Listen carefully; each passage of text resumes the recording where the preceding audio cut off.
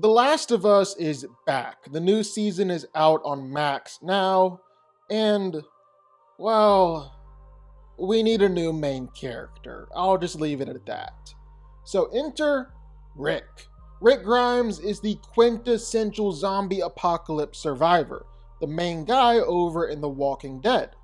Well, how would he do if he was picked up and put over in The Last of Us? It's a lot harder of an apocalypse, a lot scarier zombies over here.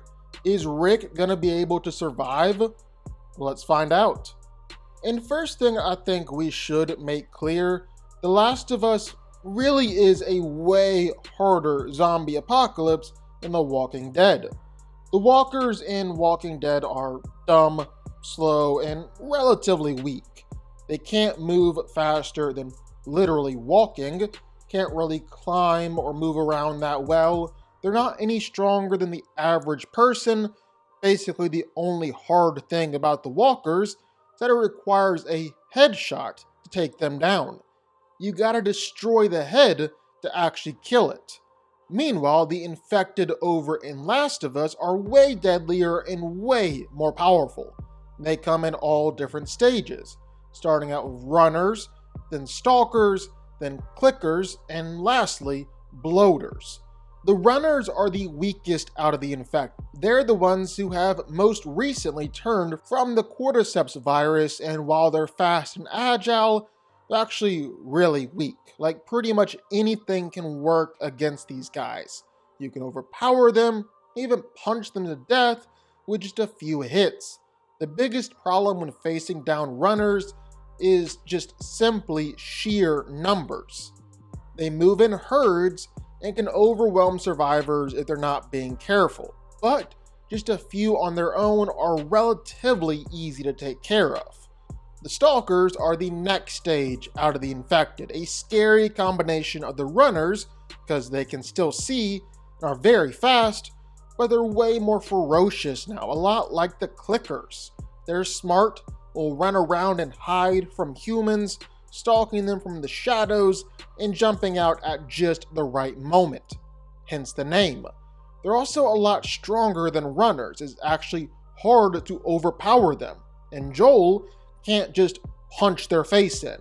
You really have to use weapons to beat them. Otherwise, it's a good chance that you're gonna get bit. Next up are the clickers. It takes about a year for an infected to reach this stage, as the fungus has completely consumed their head, making it so that they can't see and are forced to rely on echolocation. So now people are able to sneak around clickers, but if they ever get heard or found out, well, watch out. Clickers are superhumanly strong now, and if they grab hold of a human, well, that person is very likely dead. They're also really tough to put down. That fungus on their head actually forms a sort of helmet armor, making headshots nearly impossible, and it takes quite a few bullets to finally put them down. And last but not least, bloaters. They're the last stage in the fungus's life cycle, and are definitely the most dangerous infected out there. They're slower and are still blind like the clickers, but are stupid strong and insanely tough. All the fungus all over the body just acts like armor, so bloaters are immune to a lot of attacks, and they're strong enough to literally rip people in two. If a bloater gets its hands on you, you're pretty much dead. They're also able to throw mycotoxin sacs at humans, which explode on contact and spray deadly toxic gas everywhere and all over everyone. Bloaters are pretty weak to fire, but that's kind of the only way to reliably beat them. Other than that, they're really hard to take down.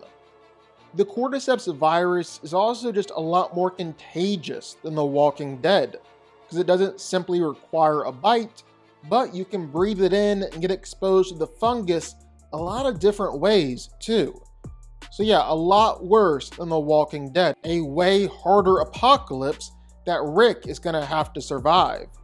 And because of that, well, just want to be clear, Rick is going to have full knowledge of this apocalypse. He's going to know how the infected work. He's going to know about the gas masks. He's got all that down. Because it's kind of lame to say, oh, we just throw Rick into a spore room. He doesn't know, he can't breathe it, and he gets infected. Boom, dead. That's kind of lame. So let's just say Rick knows what he's doing.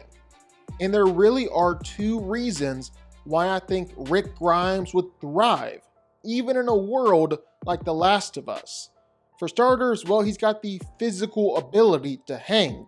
He's a skilled fighter, a great killer, and can definitely mess you up in a fight. Sure, he might not be as much of a physical powerhouse as someone like Joel, and sometimes he does get his butt kicked. But more often than not, well, he can overpower most everyone he goes up against. And trust me, you really, really don't want to make Rick angry. He's a whole different animal when he gets to be a bit pissed off. Will relentlessly attack and overpower anyone in his way without even a second thought. He goes straight berserker mode.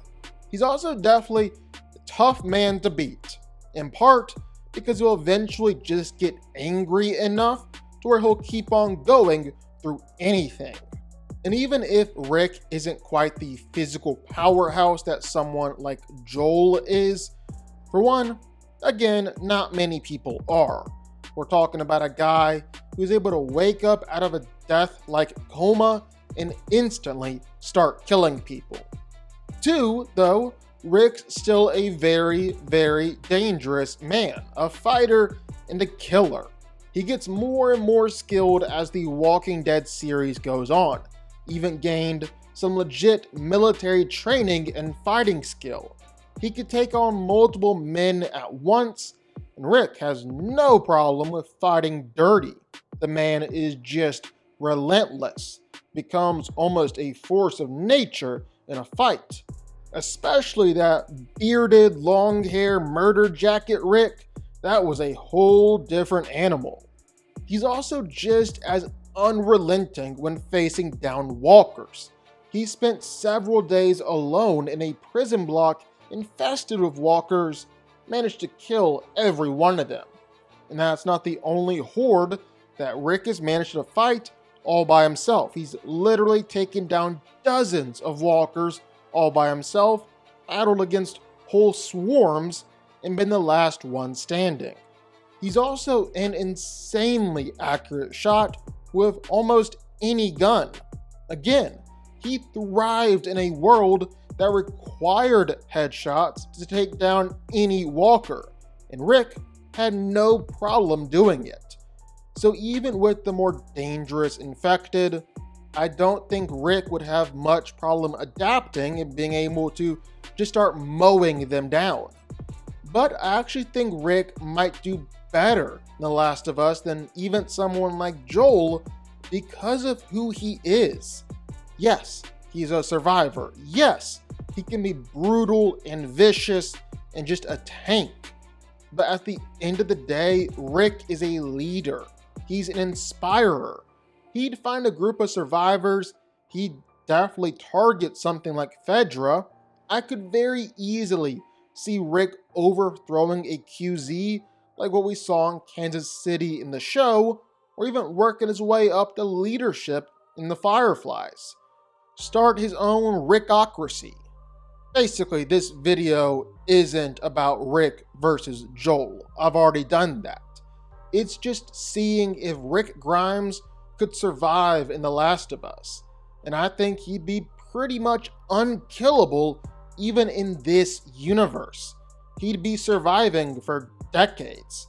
He's got enough skill and power to fight infected and be the last one standing.